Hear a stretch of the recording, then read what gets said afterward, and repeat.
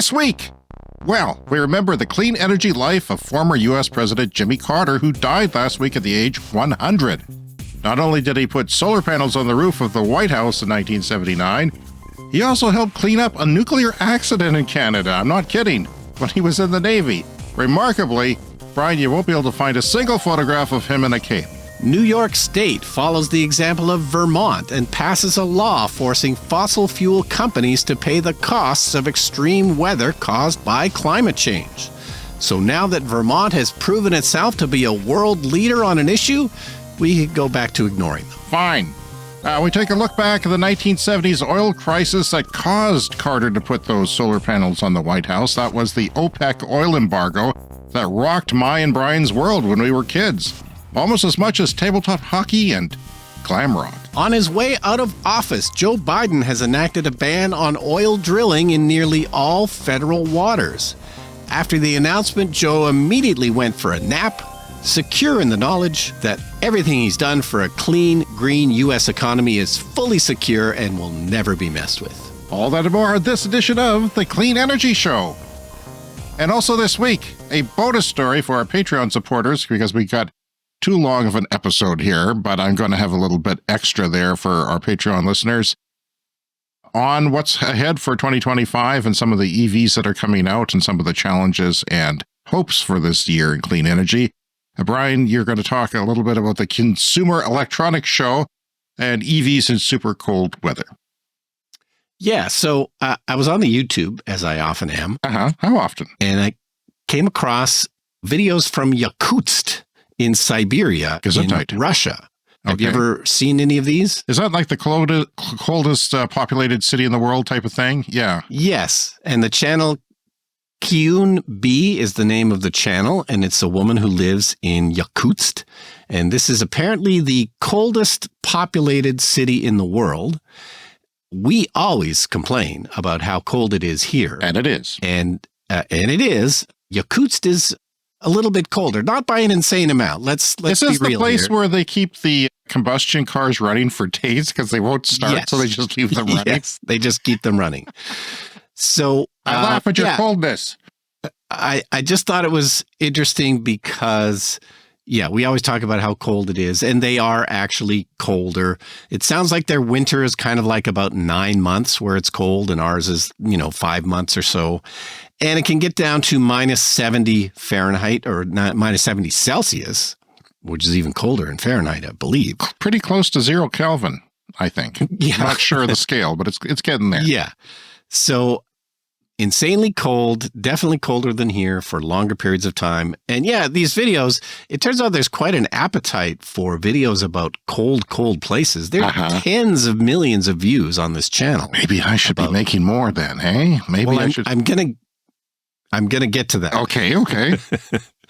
So, tens of millions of views. There's a huge appetite for these videos about living in the world's coldest populated city. And a lot of them are about cars, but they are, combustion cars. And it's all the weird things that they do to keep their combustion cars going in the winter. So a lot of them have these quilted blankets that they put over their cars. So the whole thing? You park your car at the end of the day, you put the quilted blanket over it to try and keep the heat in. Okay. And then there's a little pipe for the exhaust. So, when you then go to start your car, and they would have block heaters like we do. But you go and start your car and there's a pipe for the exhaust. So they leave it running with this quilted blanket on the car to help build up the heat. And there was another one where a guy put a tarp over his car and then put a propane heater underneath the car, so kind of shooting underneath the engine, and left this propane heater going for an hour. This is a combustion car we're talking about. We're not talking about EVs. Yeah, these are all combustion cars. And it's worse than we have it here. They close the schools when it hits minus 50 Celsius. Oh. Yeah. And they don't have school buses. They only have public transit. So the kids that take the school bus, they take the public transit, and they follow this one kid in one where he sits at a bus stop. And if the bus is late, he just goes home because he, you can only wait 5-10 minutes in this environment.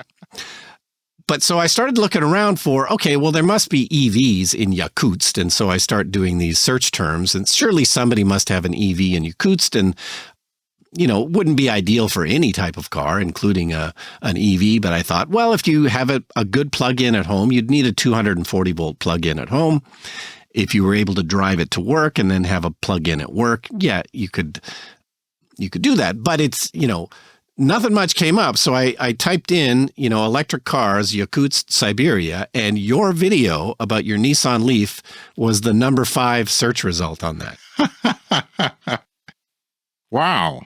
We're nowhere near Siberia if you're geographically challenged. So no, but what came up were other cold weather videos about electric cars and Teslas. The first one was the guy in Saskatoon who froze his Tesla a few years ago and made a video about it. So and that video of yours, I think it's got about 250,000 views. It's on the Clean Energy Show YouTube channel.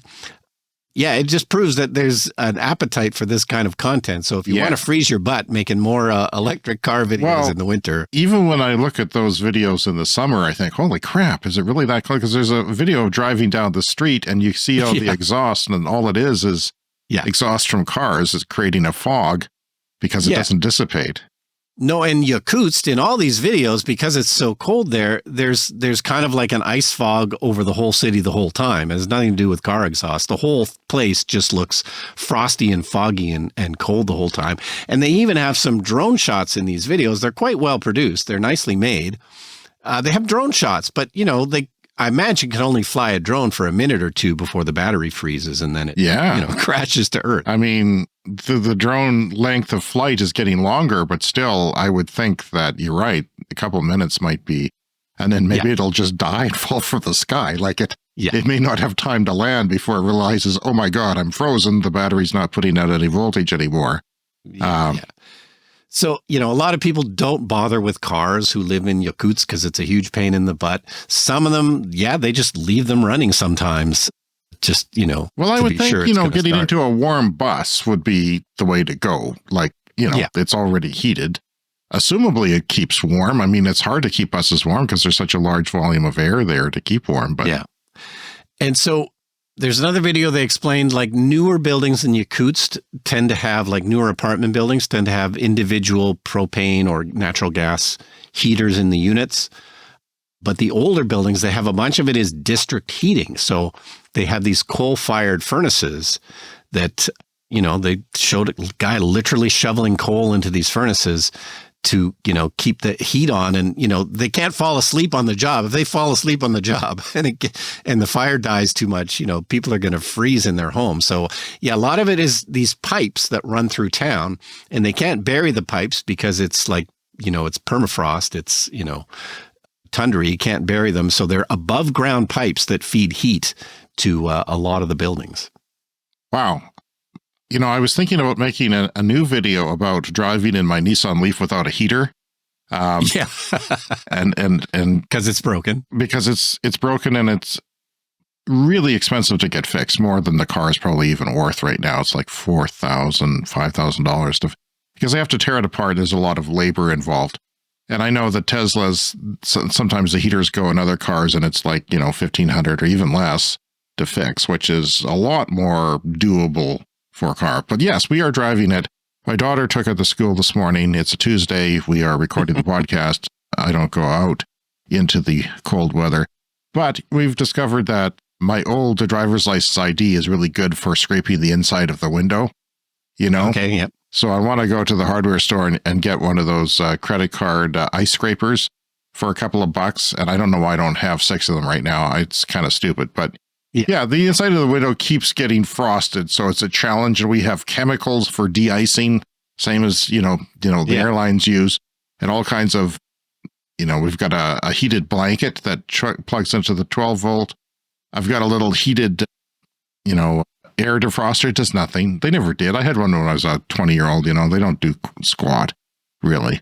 So off of 12 volts in a car, you can't do a whole lot of heating because, the heating in an electric car is like 7 hair dryers. It's like 7,000 watts. And it comes from the high voltage battery. So that's why another reason why it's expensive is because it connects to the high voltage. The car is, oh, by the way, it's happy birthday to my car, the Nissan Leaf from 2013. It was made in January 2013. That's what the label says on the car. So it is now, how old is it? It's 12 years old now. I can't believe that. It's hard to hear myself say that. It's a 12-year. And of course, people said, you know, my laptop battery lasts 2 years. I'm never going to buy an EV. This is when I bought the car at 5 years old. And I don't know what to tell you. It's still running. If the heater was working, it would be a godsend. If I lived in a warmer climate, if I had a higher trim level, which most of them aren't, the higher trim levels that are out there, but if I had one trim level higher, I think it would have come with a heat pump that year. So I would have had the heat pump operational down to, say, is that a cat in front of your screen, or what the hell is going on? Yeah, the cat has joined us. Okay, that is a weird effect. I thought you were disappeared into the abyss. Yeah, your cat, Calypso, the clean energy cat, has joined the podcast and is pretty much speechless at this point, but still there. She's not typing, is she? No, just rubbing her face on the top of my laptop. Okay, why not? I do that every morning. So, yeah, happy birthday to my car. It's still running. I love it. It does need some work. It needs some front suspension work, which I'm saving up for. That's been overdue for 2 years now, but if it doesn't fall apart and die, that would be great.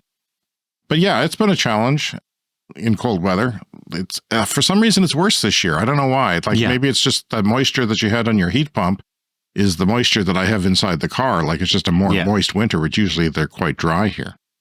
So getting back to Yakutsk. I'm totally hooked on these videos, but one of them is he's shown winterizing his car. It's again a gas car, but he's doing things like he put a felt pad over the engine, which is a thing, again, people do to keep the heat in. But what I was going to mention was you're having problems with the frost on the inside of the windows, and that's always a problem when it's super cold, even if your car is working properly. They have these problems there too, don't I? I think I've seen a video about it where the guy was trying to go on a 50-kilometer journey and...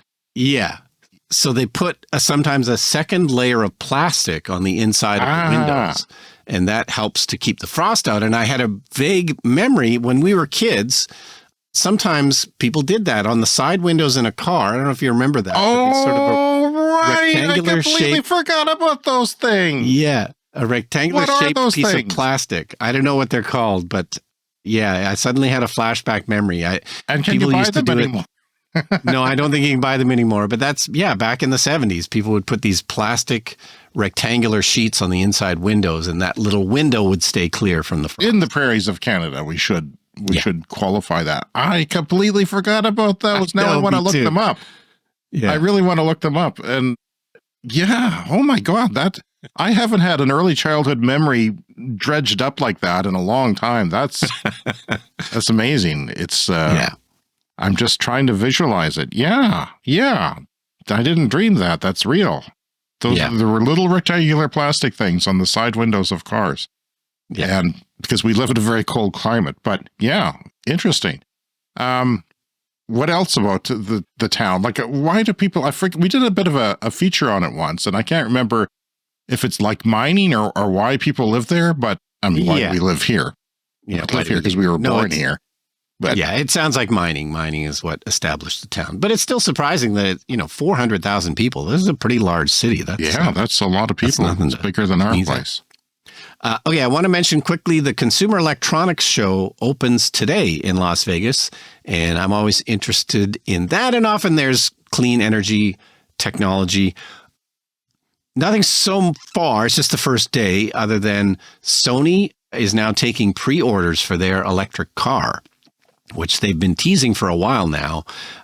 It's not going to come out till 2026. It's going to be very expensive, like $80,000, $90,000. $90,000 for But why? What do you get? You could play a video game in it or something? Well, if you're a big Sony fan, I'm sure you're going to be interested in it. It sounds like Honda is involved somehow. Yeah. So anyway, I'm not holding my breath. It's not going to be till 2026. They're going to only sell them in California to start off with. And you can put down a deposit. So that was interesting. But the thing I was most interested in, we were talking about, I bought a robotic vacuum cleaner recently, And so Roborock, the company that makes my robot vacuum, has now unveiled a country named Roborock there for a second. That was really going to blow my mind. Sorry, company Roborock. They have a new model that's coming out later this year, and it has an arm on it that'll pick up stuff that's in the way. Like if you leave your sock on the floor, this little arm will come out, pick up the sock, toss it aside, and keep back. Oh, you have to upgrade. You have to upgrade. Yeah, I'm going to have to upgrade. Yeah, that sounds fantastic. Because, of course, you have to clean up for the robot vacuum. That's why we've never used our $100 Roomba we got from place called Excess Cargo that existed what kind of a store would you call that? I remember that. Yeah, just a liquidation kind of store. Liquidation world. Yeah, that kind of place. Yeah, so we never use it because we got it when we had kids, so there's Lego everywhere, right? And and now there's still somehow crap everywhere, like, Christmas ball hooks are a thing that we find year round now. If you're vacuuming and you're pulling them out of the vacuum cleaner head. But I did buy a letter opener off of Amazon for mere dollars that I use now to take the hair out of the vacuum cleaner roller. I just put it in and go right across the roller. It takes all the hairs out. And I've got a lot of hairs. My daughter has long hair. And I pull one of her out, a head of her hair out of the vacuum cleaner every time I clean it. So there's a lot of her DNA around. It's just everywhere. And of course, hot tip. So use a letter opener. Yes. Yes. Is it the kind with the little razor blade? Yes, but it's like a hook shape. So there's plastic up here and a blade down here. And it's a thin piece of plastic that you hook under the hair, and it just pulls it into the blade, which is at the part of the triangle that comes together, or whatever you want to call it. So So geography, blades, and vacuum cleaner tips from James here in the Clean Energy Show. Brian, it's award season for the movie industry. You and I are movie fans, different kinds of movie fans. But The Brutalist is a film about an architect who comes from Hungary and sort of emigrates to Manhattan. And, you almost made a movie. You were thinking about making a movie about an architect. You're an architecture fan. Are you going to go see it? Oh, definitely. Yeah. This is kind of the hot film amongst, the circle of friends that I hang out with. Everyone's very excited to see this. 3.5 hours long, which I'm not normally a fan of, but if it's a good movie, sure. So it comes with an intermission, because one thing I hate is very long movies that don't come with an intermission. This one does. It has an intermission. Because you will have to almost certainly go to the bathroom or do something. A lot of 3.5 hours. Yeah, that's a long time. It was shot on film, and it is showing on film in select places on 70 millimeter prints. It sounds like most of it was shot in VistaVision, which is horizontal 35 millimeter, which is interesting. Even more real estate for the film to be. It's similar to a 70 millimeter, but they're making 70 millimeter prints, so there's a few places you can. Is it in black and white film? No, I think it's color. Okay, so they shot it on film. Anyway, you're looking forward to that. You can pre-order it now on iTunes for $20. Oh, already? Okay, already. So. There seems to be a fruit fly in my midst. I hate them. You know where they come from? Fruit?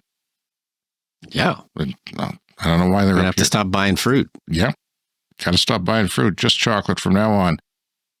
Well, we did a bonus podcast, our first of the year last week for our Patreon members, and that was fun. We talked about EV truck terrorism, which the 2 terrorist incidents in the States were from EVs, oddly enough. And, I noticed that in the press conference, because I eat my lunch watching terrorism press conference from the sheriffs. They said they made the point of pointing out in the Las Vegas Cybertruck incident that it was not in full self-driving mode at the time of the attack. So it was sitting there and it blew up. Yeah. It was detonated by the driver. And to make a political statement, he was obviously suicidal. And they had to point out that it wasn't in full self-driving mode because, hysteria around full self-driving and Teslas and So it's the start of the year, 2025. I'm optimistic about it being a good year for us, if you don't mind me saying. And I want to thank all of our Patreon members. And yeah, I just wanted to point all of them out and say thank you to them. Here they are. Randy Saylor, Robu, Aaron Norden, Peter O'Donnell, Andy Fessler, David Klanke, Brent Routley, pardon my vision, it is still impaired, Bradley, Ariana, Wes S. Ryder, Mike, Damon Cornelius, N. Rob Kennedy, Weldon Penner, Scott Jansen, Sam Sam Gemmis, pardon me, Sam, Michael Berkey, Sean Hines, Green Bastard, Bob Armstrong, Timo Kellenberger, one that I can't pronounce, Iridi Skenzia. I don't know why such a weird name that you would make me say that. Michael P. Danscock and Hilliam Waden. Thank you to all of our Patreon supporters. If you are in the Clean Club or higher, you get a shout out on our podcast and video credits on our video podcast. But I just wanted to thank everyone who has signed up for a Patreon account and is supporting our show in one way or another. Yeah, I'm going to sign up under a weird name just so that you have to say it. Well, Sunday was the first day of congestion pricing in Manhattan. And what is congestion pricing? It is a price that is put on people entering the center of a city, usually the center of a city where it is very congested. And they use electronic cameras to ding you every time you go in. It's $9 now. And that is kind of seen as too low for working because other cities have done this. London does it. They've just expanded how far that reach goes in London. And yeah, it's been very slow. Our one-time guest on the show, Corey Cantor with Bloomberg, said, I noticed less cars and quieter noise. A lot of people are saying that there's less cars. There's people posting a lot of Google traffic maps and things like that going on. Anyway, Jimmy Carter passed away, former president of the United States, when you and I were lads. Mr. Carter came to assist in the cleanup of major nuclear accident near Ottawa in 1952. Now, we've mentioned this on the show before and was, whoever mentioned it, the other person was surprised. I remember that. This isn't talked about very often, No, he did a heroic thing and it didn't somehow affect his health. I mean, he exposed himself to radiation. Maybe we should all be doing that, Brian. That's the key to long life. But yeah, that was always an amazing story. But I mean, it happened so long, like he's so old, 1952, like that's such ancient history. But he absolutely helped clean up a major nuclear accident here in Canada. People think that he went from peanut farmer to the White House. Not true. He was in the Navy and he had a yellowed certificate issued in 1953 by the Knowles Atomic Power Laboratory in New York State, proclaiming Mr. Carter an atomic submariner. He was a naval officer at the time he received it, and he attended the U.S. Naval Academy from 43 to 46 on his way to becoming the first in his family to graduate from college and served in the submarine fleet during World War II. And later he was involved in the development of the nation's first nuclear-powered submarines. The Knowles certificate was for completing his training in this, and on December 12th, 1952, a series of missteps and a mechanical failure led to the partial meltdown of the core of the NRX reactor at Chalk River Laboratories on the Ottawa River in Canada, about 180 kilometers northwest of the capital, Ottawa, Canada. The incident gave Canada the dubious distinction of hosting the world's first nuclear reactor accident. The NRX had a capacity of just 30 megawatts. That's not much. Not much at all. That's a small solar farm that day, which was powerful by the standards of its time. Today, the Bruce Power nuclear reactor in Ontario turns out 6,400 megawatts. On the day of the accident, the reactor was powered down for an inspection of its cooling system in the basement. A worker mistakenly raised a few of the control rods that could be reduced and, if necessary, completely shut down their chain of reaction in the reactor. And that was spotted quickly, and a supervisor thought, based on some signal lights, that he had lowered the rods back in place. But the lights were wrong. 2 of the 3 of the rods were stuck and only had partly returned to safety. When the supervisor, who was still in the basement, phoned the control room with directions for lowering the rods, he also mixed up the numbers for the buttons that needed to be pushed, compounding the problem. The reactor's output soared to about 100 megawatts from 30, and that power surge lasted for only 1 minute and 8 seconds before the reactor was brought back under control. But the damage was profound. Fuel rods had melted or blown apart. The basement was filled with 1 million gallons of highly radioactive water and debris. The reactor building, which had large glass windows, was dangerously radioactive. A contingent of 150 members of the U.S. military came to Chalk River for the cleanup.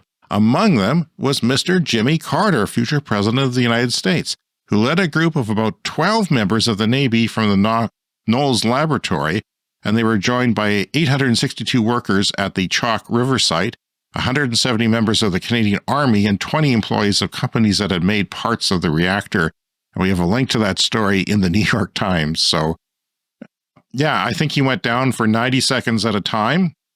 Yeah. Was brought back up, and then, you take another turn of 90 seconds. So, yeah, that's a bit of history that even us Canadians don't hear about. That was the world's first nuclear accident. Yeah, amazing. Okay, so moving on to other news from the New York Times. Governor Kathy Hochul signed on Thursday, this is December 26th, this story is from, signed a law that requires companies that are big fossil fuel polluters to help pay to repair the damage caused by extreme weather, which, of course, is becoming more common because of greenhouse gas emissions. It's called the Climate Change Superfund Act, and it mandates that companies responsible for the bulk of carbon emissions between 2000 and 2024 pay about $3 billion each year for 25 years. So this law was modeled after the original Superfund law, which was established in 1980, and that required companies to pay for the cleanup of toxic waste from incidents like oil and chemical spills. So the idea is that taxpayers are the ones largely on the hook for this, and that is not particularly fair, and it won't cover all of the costs by any means. So the taxpayers are going to still pay for a lot of this, but as the ones who made a ton of money off of selling all these fossil fuels, it absolutely makes sense to do this. And we spoke about Vermont this past summer. That was a show we talked about on the show. Vermont led the way in this. They were the first ones to pass a law like this, and this could pave the way for other states to start doing the same thing, because it's going to be a massive cost. The article says it's going to cost about $500 billion around New York State by 2050 to deal with all of these climate emergencies and floods and tornadoes and everything, which is $65,000 per household between now and 2050. That's what it's going to cost each household. Climate change isn't real. What do you have to say? Well, you should listen to the show more, James. Then. Okay. Well, that's $3 billion each year for 25 years based on 2000 to 2024. And of course, they're still polluting. They're still making things worse. They're still lobbying to make things worse. They're still covering up and greenwashing and doing all kinds of horrible things so that they can keep making money at our expense. And the law could have billed them for damage even prior to 2000, but that seems like something of a fair compromise, I guess, because, we've known very, very clearly since at least the year 2000. I mean, we know it's earlier than that, but to make them pay for damage since the year 2000 seems like a somewhat fair compromise. We're not making them pay for damage from the 1950s, but, maybe we should. Now, I would think that this is going to be tied up in court and legal battles for so long that, by the time it's resolved, perhaps that, the fossil fuel companies are not the same as they are today. And that's an issue because we expect some of these smaller and mid-level companies to go bankrupt in the next 20 years. And they're not going to clean up their mess. Even the big ones are not cleaning up their mess. That is a huge liability. And of course, we're already subsidizing them. And we're going to have to subsidize them in the future as we clean up their mess because they're just getting away with murder around here. Yeah, around here it's things like abandoned oil wells that aren't being cleaned up properly, and taxpayers end up paying for that. But it's nice that there is a precedent for this, the Superfund Act from 1980. So this is hopefully established well enough in law that any challenges can hopefully be defeated. There's been a lot of talk about Jimmy Carter's, legacy for clean energy. And I do think that Biden is the bigger person for his effect on climate, but it's hard to sort of quantify what Carter did. Now, he did this because the 1970s, there was oil crises. There was two of them. And I thought I would revisit them because even though you and I were alive, I was 7 years old when the first oil crisis happened. So I wasn't, our family watched the evening news. So I was cognizant, but I wasn't really fully understanding everything. But it's also, I've forgotten. And it's amazing what happened back in the 70s because of the oil crisis. So even if you are elderly like Brian and I, you've probably forgotten what had happened, a lot of what had happened. My house was built as a response to the oil crisis in the 70s. It's a passive solar house. So in the late 1960s, Israel attacked some of its neighbors and took some territory.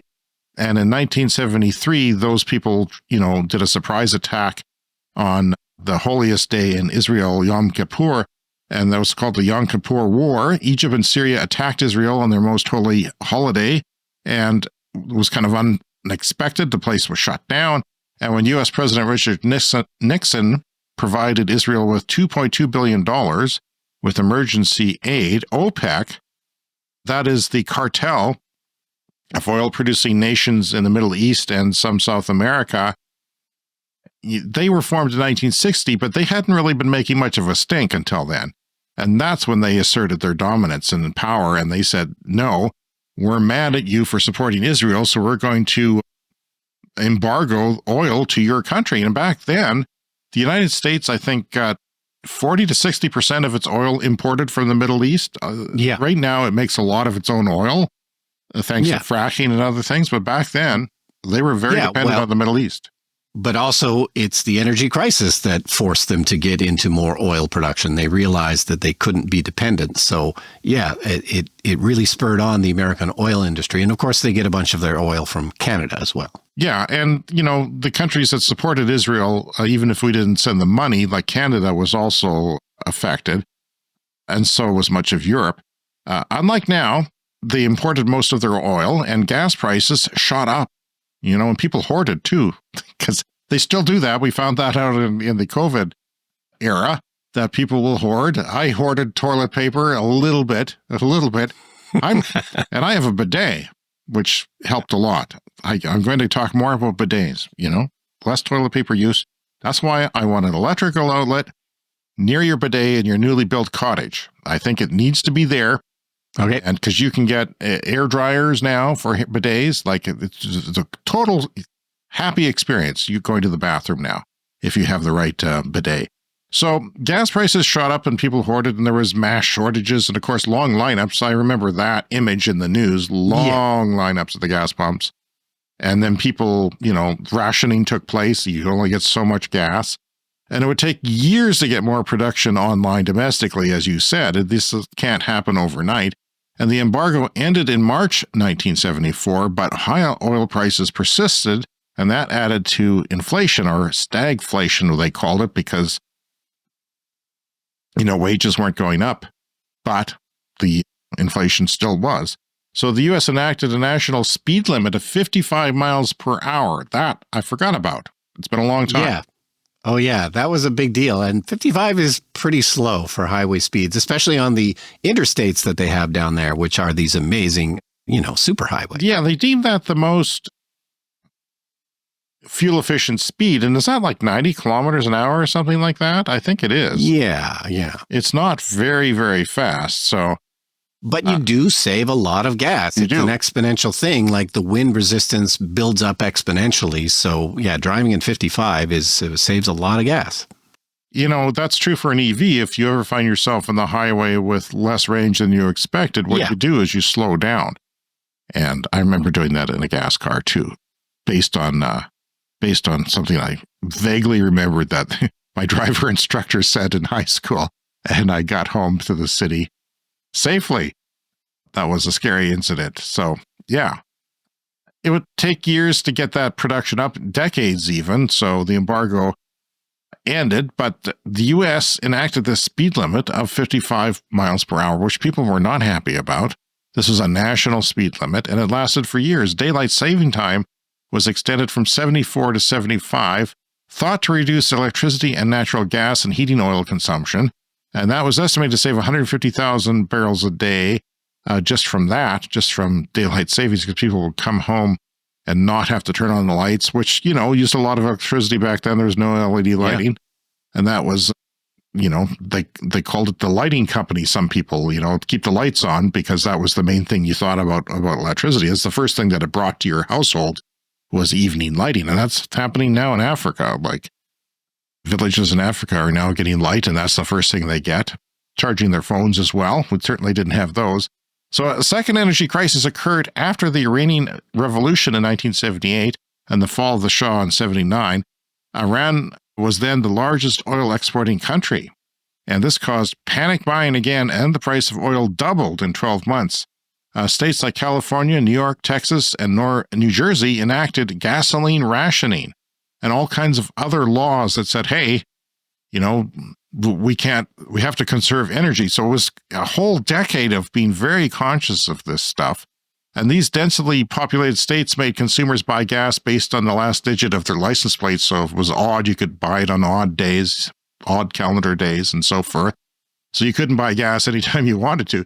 So that means if you were taking a trip and you had to fill up, you couldn't. You had to stay home. And they encouraged you to do that. So the government called on consumers to conserve energy and limit unnecessary travel. Some European countries banned travel on Sundays. And this was talked about, Brian, in Texas, too. There's news reports on YouTube, and people are crapping their pants thinking the NFL is not happy because they were saying, we can't play football in empty stadiums. Well, turns out in 2020 you could. So... yeah, they thought there would be no people in the stands, and they would move their games to Saturdays, which is when the college football plays here in the United States, or over in the United States. The sale of compact, fuel-efficient cars took off, and Japanese automakers benefited from this. OPEC's share of the world oil market fell from 50% in 1979 to just 29% in 1985. So that's when I came of age and finished high school. Yeah, it had shrunken quite a bit. And now, of course, the United States is the biggest world oil producer now. Yeah, and like you say, it spurred on all kinds of things, like the research that led to your house, which is a passive solar house. It's really just a super thick wall insulated house. And, it was one of the answers to having an energy crisis. But, as soon as the natural gas prices kind of went back down again, a lot of that was forgotten about. And, okay, it's cheap to heat your home with natural gas again. Okay, we'll just do that.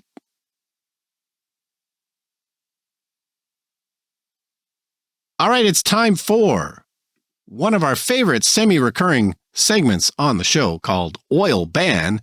And this has to do with President Joe Biden, just on his way out of office, announced that they are banning new offshore oil and gas drilling along 625 million acres of U.S. coastline, taking the total area of protected oceans up to 670 million acres. So he has the authority to do this under the Outer Continental Shelf Lands Act, which allows him to regulate what happens in those waters. So, a nice kind of final gesture for Joe Biden as he is put out to pasture, as they say. Literally. I wonder what else he's going to do. There's still days left until he's gone. He's probably trying to shore up as much of his legacy as he can because he knows what's coming.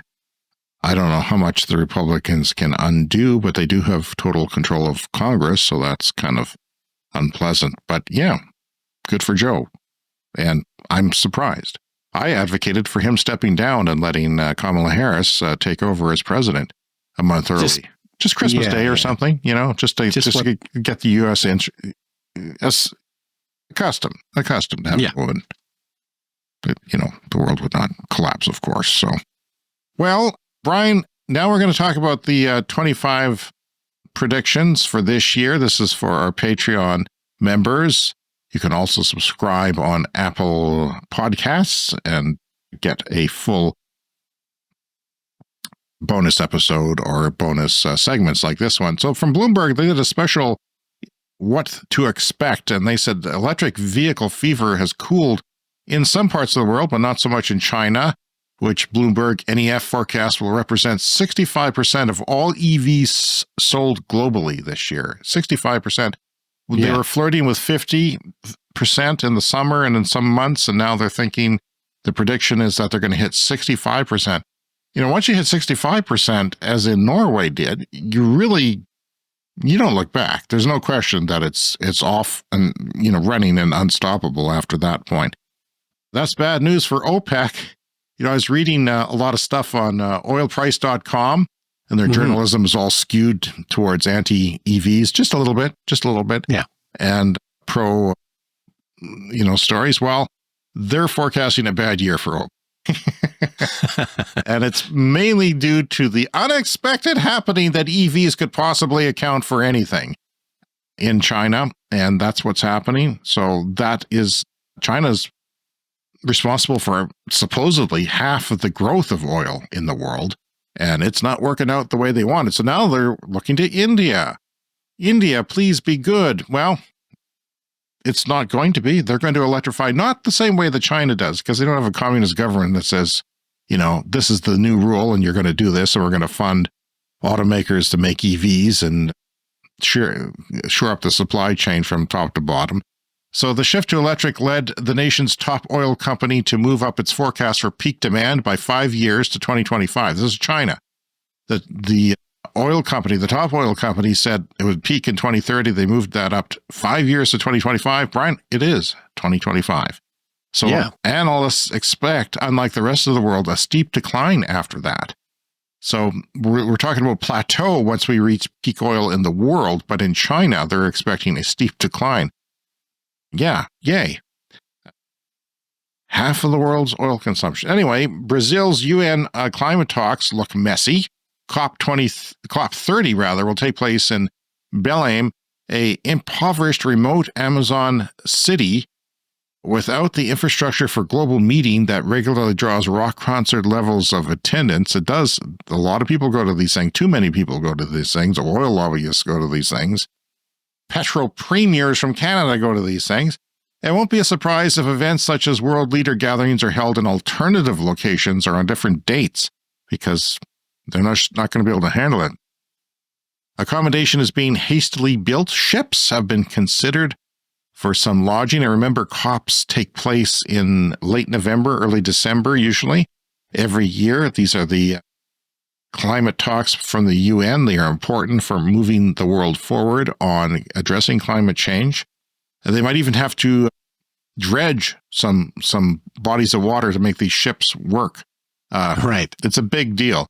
The fieristy exchanges will be between the nations over their individual climate ambitions. We'll probably have a different government in Canada by then. Trudeau just stepped down. Countries are due to submit new targets by early February, a deadline most will miss. Many proposed emission cuts are likely to be made conditionally, with some wanting to see finance flows first. Some of the EVs coming this year. We don't often talk about this. We used to. We would say, these 3 new EVs are coming. Now, there's too many to mention. I will not even get into them, but here's some important ones. If you're thinking about upgrading to an EV in North America, where we have limited, we don't have what Europe gets. They get Chinese automakers and lots of other options. The Volvo EX90, Volvo's flagship vehicle, is the XC90, a stately, practical 3-row SUV. It seats up to 7. Can pack 500 horsepower, delivers around 300 miles or 480 kilometers of range.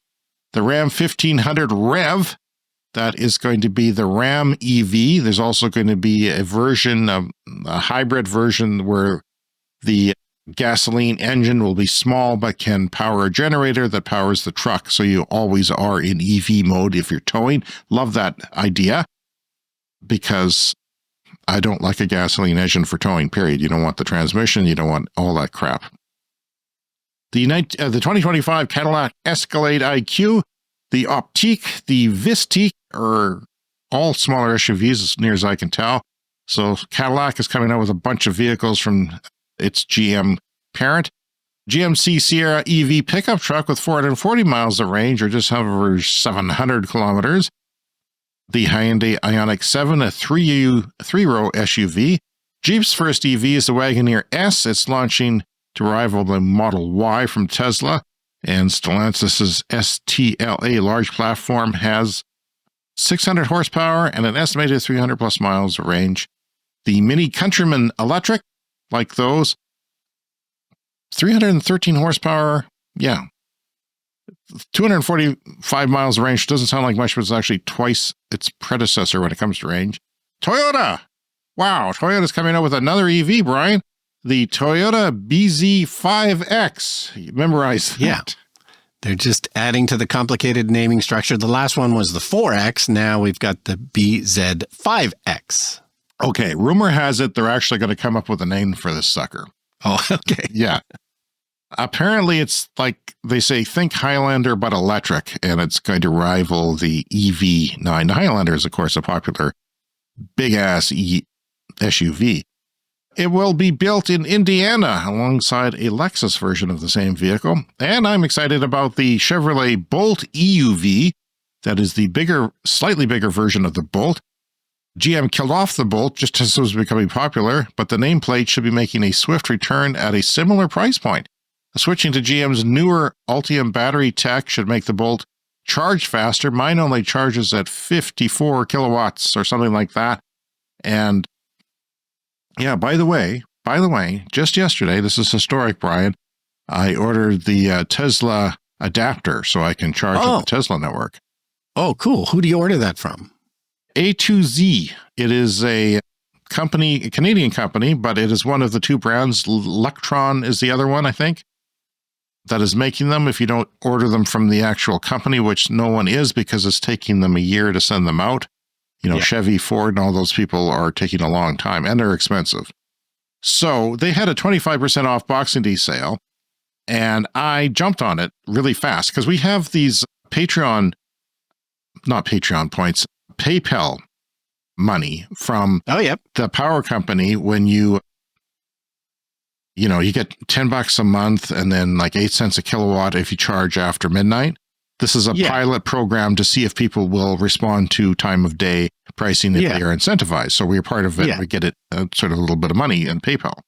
Yeah, so you signed up for this program, they get the data from you, and you get a few bucks. And the money piled up, and I talked my wife into doing it because it was a good price. She likes good prices.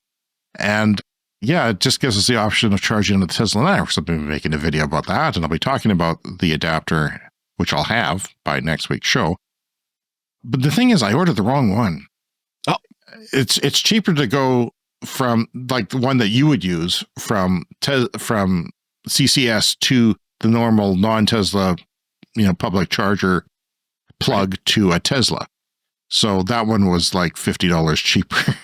And I thought, oh, that's so cheap. I got to jump on that. And that was the wrong one. So I emailed them and I said, please cancel my order because they shipped them out really quick. Oh, yeah. And yeah, first thing Monday morning, they had canceled my order, refunded the money. And then I took a couple of bucks from another PayPal account and threw it in there and then ordered it. So I may not have ordered it, but it was a 25% off discount code from Boxing Days. And I think if you're listening and interested, you might still be able to get that code. Just Google it and you'll get it easy enough. Yeah, but the regular price is a couple $100, I think. It's more than that. It's upwards of 320, I think. Canadian, yeah. So it was 205, I think. That's pretty good. Maybe it was a bit more than that, but yeah, it was. See, I had a price point where I thought this is worth it. This is not worth it, and because the one big thing against it is that the place that I might go to the most, Saskatoon, in the wintertime, and I actually would have used the Tesla charger last time I made that trip because one was broken. One of my non-Tesla chargers, CCS, they call them, was broken, which I filed a report for, and I assume it's fixed now. I'll check that out on PlugShare later, the app. And then one was being used. So I was in a damn hurry, as you know. Then I got a flat tire, so it didn't matter. But maybe I got the flat tire at the charger. So yeah. I would have went to the Tesla just right next door, literally 10 feet away. So, which they often are, at least in here. Yeah, so I'm looking forward to the Chevy Bolt coming out with a new car. Well, you should see one fairly soon, and they say that it'll be out by the end of the year. So if that is out at the end of the year, then we should be having a look at the specs.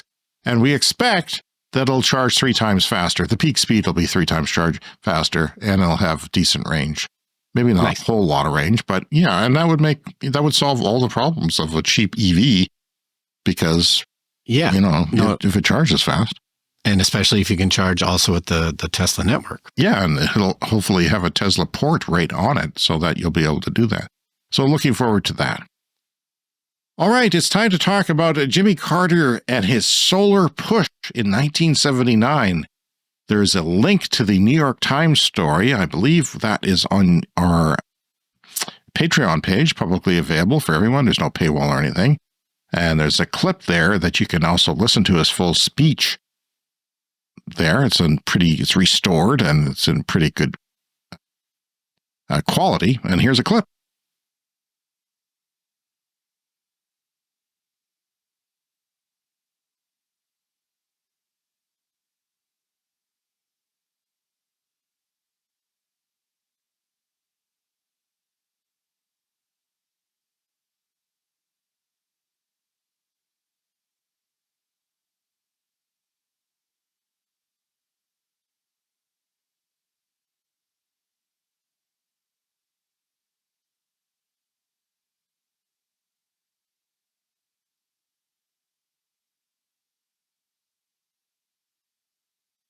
And I don't know how attainable that was. I don't know what you think about that, because we obviously didn't reach that then.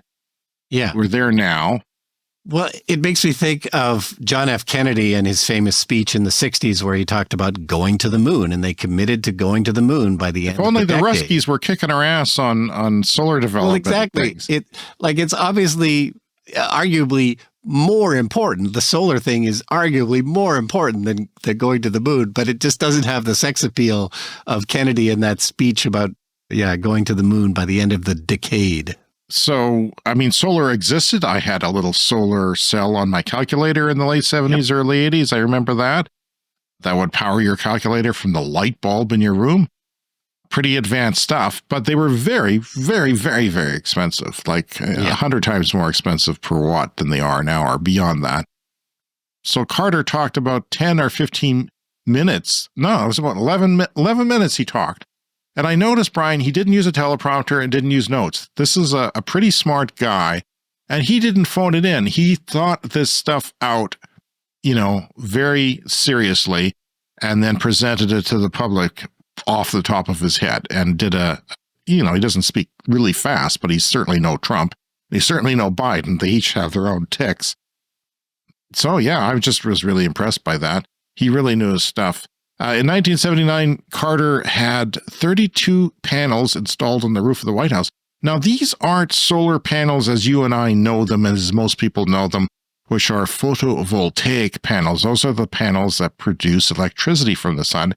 This is different. This is basically a rectangle that is deep, a few inches deep, and it has black paint on the bottom to absorb all the heat of the sun. Then it has copper tubing go through it that takes a liquid and heats it up in this panel. And then on top, you have a glass protector, which keeps all the heat in and gets super, super hot in there. So they put this fluid that's not quite water. It's got glycol in it, so it doesn't freeze. It's like an antifreeze water. They still make these today, kids. There's still people around in my very neighborhood with solar heaters on their roof that augment the heating of their hot water supply, and that's what these were meant to do. This was more common at the time, and this is what my house, which was built in 1979, had for heating the house, and it didn't work very well because they eventually took them down and installed a furnace. They thought they could do it, but they didn't quite insulate a few things in this house as well as they could have. anyway, and it gets very cold, 40 below here. So yeah, that fluid goes through these panels, gets super hot, and then it gets exchanged with the water that goes into your taps. It doesn't make contact with it. It just goes into a tank with the spiral copper tubing or stainless steel flexible tubing that goes into it, and then it transfers the heat from the glycol to the actual water that you're going to consume in the building.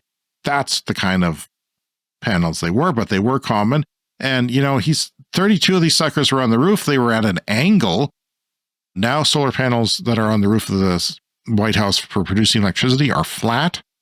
We'll talk a bit about that later. But right now, these were at the perfect angle to pick up the sun, and you have to be to heat up this water.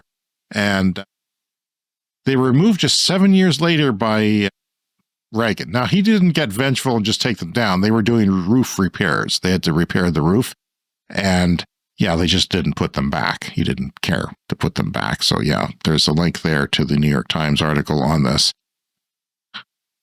The article says, did you know that in 1979, President Jimmy Carter installed 32 solar thermal panels on the roof of the White House? At the unveiling, Carter made this bold statement, Brian, that this dependence on foreign sources of oil is of great concern to us all. No one can ever embargo the sun or interrupt its delivery to us. This is true. No matter what Saudi Arabia says, they are not going to block the sun. Or Mr. Burns had a plan like that. Or Mr. Burns.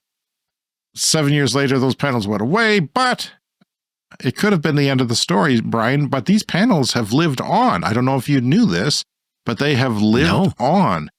In 1986, they were sold at a bargain price to Unity College, a small school in Maine. The person at that school saw them that they were available and thought, I'm going to buy them. Now, all he did is pay $500. There, some of the panels found new life heating water at the campus cafeteria, while the rest were kept as spare parts in an old chicken barn. So when you needed to repair the panels, because they are an active thing with water moving and, valves and all that, you needed spare parts for them. They had them there in the chicken barn.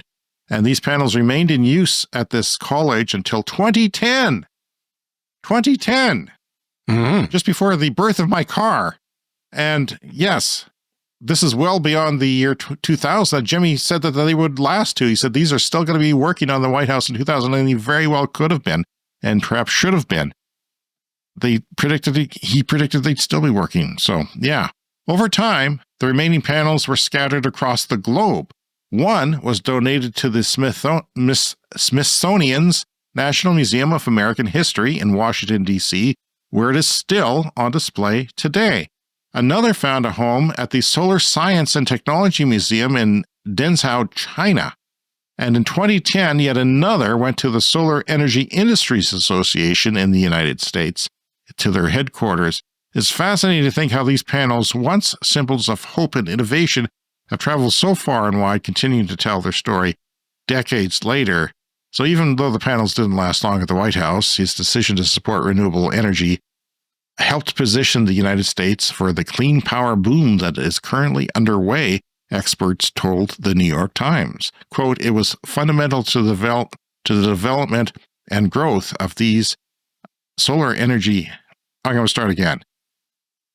It was fundamental to the development and the growth of the use of solar energy in the United States, said Frederick Morse, a senior Energy Department official under Mr. Carter and Mr. Reagan. In 2003, George W. Bush administration reinstalled some solar thermal heaters, although I can't find a whole lot of information on that beyond this story. Apparently that happened. It's probably a good idea to have some sort of backup heat and power at the White House if you're dealing with, a nuclear holocaust and things like that. These units are used to heat water for landscape maintenance personnel and for the presidential pool and spa. These types of panels that I described earlier are commonly used for swimming pool heating. I have a different system which kind of works the same way, except the actual water goes through rubber mats with little rubber pipes in them, and that sort of sucks the heat up from the sun. It's not as efficient, but a professional swimming pool could use more expensive glass panels. 167 solar photovoltaic grid-tied panels were installed at the same time on the roof of the maintenance facility at the White House. That was a lot. The changes were not publicized. As the White House spokesman said, the changes were an internal matter. So they didn't want to talk about it. The story was picked up by industry trade journals, like solar trade journals were picking up the story because, their workers had to go install them. And we had one worker who installed something at the White House right into us once, which was that's cool. Right.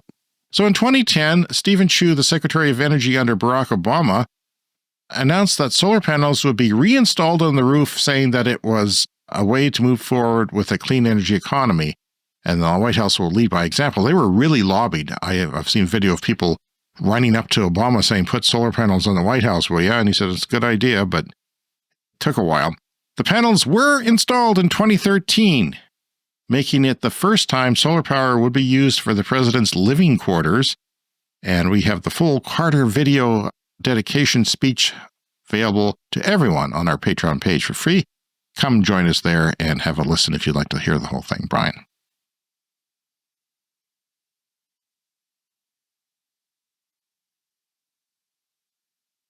Coming up next, it's the lightning round. We'll be right back.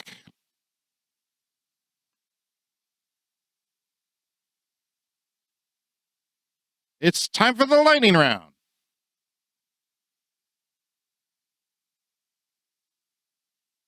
Oh, baby, I've got a lot of stories that I wrote this week, Brian. I don't know if my voice will make it to the end, but here we go. Boldly forward. Uber and Lyft are preparing to deploy robotaxis this year in select U.S. cities. New app features will allow users to use phones to open the trunk and honk the horn if they can't find the vehicle when it comes to pick you up. The companies are training crews to maintain the cameras and LiDAR, that is the little sensors on the cars that scan and make it not crash into things, and they are scouting idling and charging locations in different places. Where can these cars idle and charge? And, a lot of people in San Francisco aren't happy with all the robotaxis there. They're vandalizing them and getting mad. Yeah. They're calling them Roombas on 4 wheels, and they're not happy about it. I think the technology will improve so that they aren't congesting and getting confused. That's probably a smaller step to get forward on that. Hopefully, but also people are against robotaxis because they eat into public transportation. The companies are training crews to maintain the cameras and LiDAR, like I said, and hopefully they are using, I think, cars from different companies. Uber had its own self-driving program, and now they're just going to, they had a fatal accident, and then they stopped. I think they're going to use other people's technology now. Google's parent company, Alphabet's Waymo, is self-driving EVs are already operational in San Francisco, Phoenix, Los Angeles, and Austin, Texas, with plans to expand to more cities this year. The Wall Street Journal reports that both Uber and Lyft are preparing to have robotaxis on their apps starting this year, and Uber has partnered with Waymo to deploy Uber Waymos in its self-driving Jaguar I-Pace EVs in Austin, Atlanta, and other places starting this year. Lyft has partnered with startup May Mobility, AV technology, autonomous vehicle technology, that is. Company Mobileye and Dashcam from firm Nexar are going to deploy robotaxis in Atlanta. Brian, it seems to be, I don't know what your thoughts are on this, but it seems to be coming together, the robotaxi thing. Yeah, well, the buzz around the internet is that this might be the year of robots. This is maybe the year, and I talked about that robot vacuum cleaner with the arm. Yeah, this is the year maybe where some of this stuff starts to come true, because robotaxis really are robots on wheels. Solar had a record year, up 29% year on year worldwide. So it was already big last year, the year before, 2023, and jumped another 30%. They said it could be done, but the electric crossover Mustang from Ford significantly outsold the gas-powered Mustang in 2024. There's a link to that story. Oh, it's time for a CS Fast Fact. There are more living 84-year-olds than 1-year-olds in South Korea today. Just suck on that for a second. More 84-year-olds than 1-year-olds. And I don't know the full story, but I do know that there's a divergence between young women and young men there, that the young men are kind of being jerks and the women are being more nice, and they're not getting together with the men and making babies like they used to. That's one thing. Plus they got those Squid Games that are wiping all kinds of people Squid Games are taking out so many people. And maybe they've got a good healthcare system that's keeping 84-year-olds alive. I don't know, but good for them. Chinese auto giant BYD achieved spectacular growth in 2024. Sales were up 40% year on year to a record 4.3 million vehicles. That's not just EVs, that's all vehicles. Some interesting backstory items. 91% of BYD sales were inside China, so foreign markets are going to be very key to growth for that company, and they're going to want to expand. German renewables covered 125% of electricity demand on New Year's Day. That's incredible. So, you know. Germany making real progress with renewable energy. China policy now is that by the end of 2025, fixed route vehicles like buses, postal carriers, garbage trucks, they all must be 100% electric by the end of this year. And I think like 30% of all government vehicles or something like that. They're also offering more cash for clunkers programs to get gas cars off the roads. So that's important and not good for our friends at OPEC. An accelerated build-out of chargers as well. The IEA, the International Energy Agency, says thanks to next-generation geothermal technologies, geothermal has the potential to produce more electricity than any clean energy source, but solar. That is kind of surprising to me because I thought wind would always be better than geothermal, but geothermal has improved technologies which makes it easier and able to access more locations. However, my caveat is that it's going to take too long because, we're dealing with one here that's like 5 years in and they still not online. It's a slow process, I think, to build, but the amount of energy buried under the earth sounds like it's more or less infinite. So if we can figure out a way to get to it, that's a great solution. And of course, that is 24/7 electricity, which is important in a renewable variable energy world. Residential solar installations could save U.S. homes an average of $1,900 a year on energy bills, according to a study from pvtech.org. That link there should be in your show notes. Somalia opens tender for hybrid solar project. That is a tender that is open for the design, supply, and installation of 10 megawatts of solar, small solar farm. We have a couple here where we live. Kind of disappointing in their size. But the weird thing is, they're going to have a 20 megawatt hour storage of batteries right next door. That's a lot of batteries. The ratio between batteries and solar is very unusual for that. So I wonder if economics or, what's going on there. Yeah, well, I think we'll just see more of that as the price of batteries drop because, of course, grid storage batteries were just too expensive a few years ago, and so you would tend to make them very small. But as batteries become cheap, why not just make the battery storage bigger? China is planning 48,000 kilometers of high-speed rail by 2030. They've already got a good chunk of that going. Forecasters warned that a significant Santa Ana wind event this week could help wildfires spread quickly and erratically across many interior areas of California. Utility companies, I said that they may preemptively cut off power to some customers, and I think that's going to happen. We're talking about 100 mile per hour or 160 kilometer per hour gusts in the mountains. So if you have this has happened before, but they're saying it wasn't this dry before. So this is a very kind of dangerous situation for California this week. There is a link to that story in the New York Times. U.S. President Joe Biden, I'm going to skip that because we already talked about it. So finally this week, oil demand is expected to weigh on oil prices again in 2025 as China expects its demand to peak this year. That oil demand in China peaking this year, maybe this month. CNBC said earlier this month that it expected demand growth to peak in 2025, moving the peak year from 2030. And that was their prediction in 2023. That's a fast-moving change of prediction. Yeah. The next year, you change it up 5 years. So now oil fans are looking to India as the new driver of oil demand growth. Now, obviously, a different country from China, as I've said before, but we have no reason to believe there won't be a strong push to electrification of transportation there. Not as fast as China, because China has many EV makers making cheap EVs and really good manufacturing and a communist government that can do whatever the hell they want to. But those EVs are getting cheaper and better and will come into play in India as well. Chinese automaker BYD will launch the Sea Lion. I think that's their most popular vehicle, the Sea Lion 7, with 500 kilometers of range by March of this year in India. They already are established in India. The BYD Performance Electric SUV will join the likes of Atto 3, Seal, and EMAX 7 in the Chinese EV giant's India portfolio.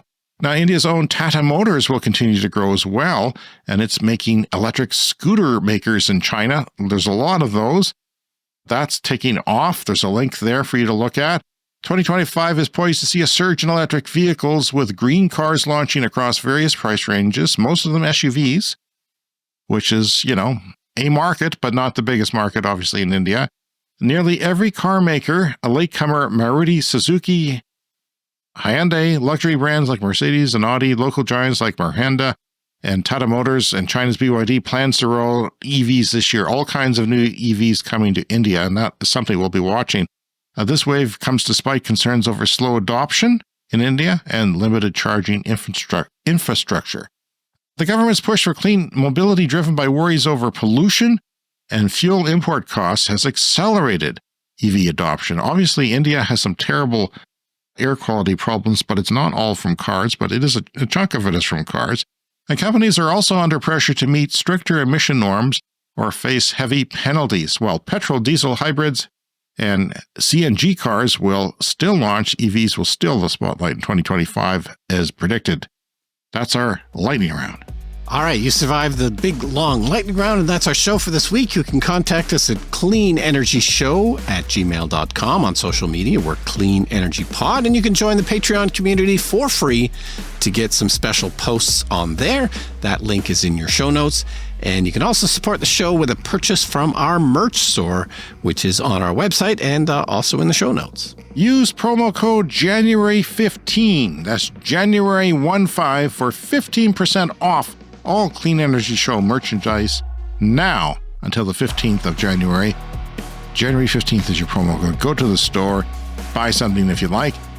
Please rate and review us on Apple Podcasts, Spotify, or favorite podcast app, whatever you're listening to us on. Give us a review. And if you haven't already, remember to follow us on your podcast app to get new episodes delivered every week. And we will see you again in 1 week. See you next week.